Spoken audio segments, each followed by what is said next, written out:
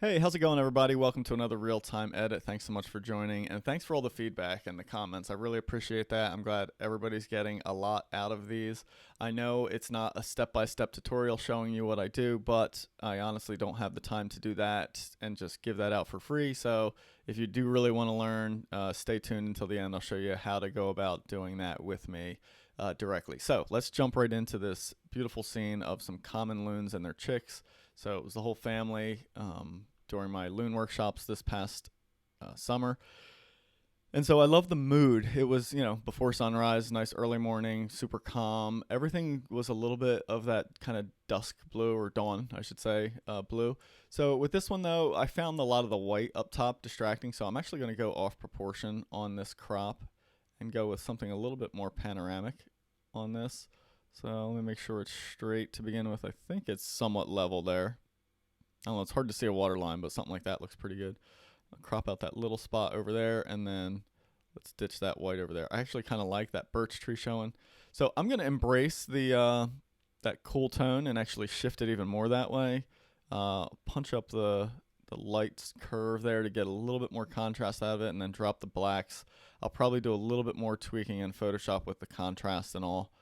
But that seems like a really good spot to start right there. Maybe a little bit too much on the blue. So I'm just going to do, I don't want to shift it warmer, but I will desaturate that blue a little bit. And then maybe shift that blue a little bit more towards the cyan so it's less magenta. There we go. I like that. That seems like a good mood.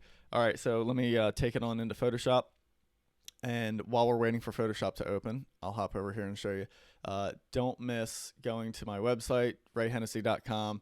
Head on over to the workshop section, and then you can see all the different workshops I offer. So if you really want to learn what I'm doing, go to the online section page here. This is the best way to do that. An online remote session, you schedule it with me. We connect via Zoom, and I'll walk you through exactly how I do what I do with your images. I also have an online Lightroom course, an online bird photography course. It's a little bit more geared towards beginner, but there's stuff in there for intermediate photographers as well, and then an ongoing mentorship that can be signed up as well. And then real quick, don't miss, I have a ton of other content for people to listen to. I have 2 audio podcasts, Wildlife Photo Chat and the Wildlife Photo Chat Raw podcast. Tons of fun on that one. And then the Photographer's Favorite Show, which is a video show on YouTube. But you can also watch it right here on my website. So check out all that stuff, tons of content to learn with. So let's jump back into this common loon image here. All right, so let's see. I think I want the white line of fog to kind of stand out a little bit more. I'm not seeing any cloning that I really have to do on this one. So we're just going to go, I'm going to pump that curve up like that and then just run it right through the middle here. To really, I'm basically looking to make this fog stand out a little bit more like that, but I didn't want to like lighten up the birds too much, so that's why I maintain that contrast, and that seems to work quite nicely. Gonna do a little bit of burn on the background, right? I want to make it a little bit more moody, but I don't want to lose the detail in these trees back there. I want them to be there, but just kind of barely there. And you can see how I kind of painted it in a little haphazardly there. So that helps to kind of enhance this fog. And then I guess we'll just kind of go right along that water there, that dark line, really make it stand out to those birds. Gosh, I mean, there's not much more I want to do. I like how that head is darker. This one's getting a little bit in the fog there. So I will darken that up a little bit more on my own here. So let's go ahead and do that. And yes, I know this is too much at this point, but don't worry, I'll back off of it once I have it accurately put in there. And in fact, I'll do a little bit on the body here.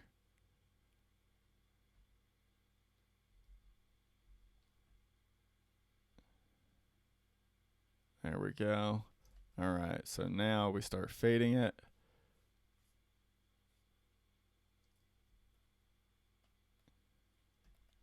And we should have just a slight darkening back there. There we go. That looks quite nice. Boy, not much else to do. You know what I'll do? Actually, I will warm up the white balance on these chicks so that they maybe stand out. Like the browns shows a little bit more, and it'll kind of, I think, it'll kind of bring a little bit more attention to them. Oh yeah, way too much, but I'll just back off of it once I paint it in. Don't really need it on their bills so much.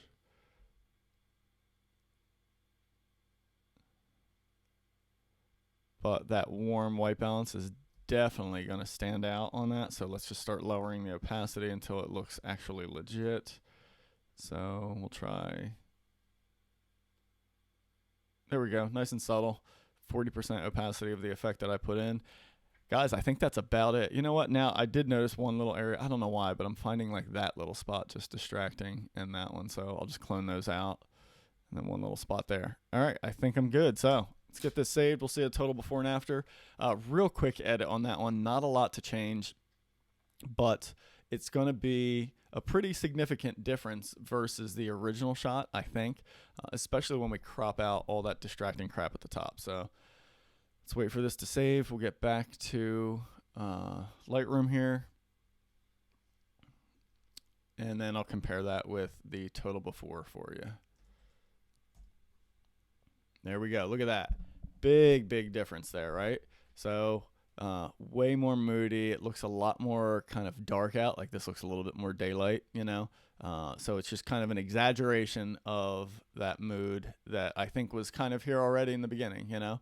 And it makes it feel a little bit more like kind of what it was like in person, you know? Just a little bit darker because that camera exposed it probably. I probably pushed it up a little bit lighter than it really was, you know. Yeah, 2500 ISO, not that bad. But anyway, thanks so much for watching. I hope you enjoyed. I'll see you guys on the next one.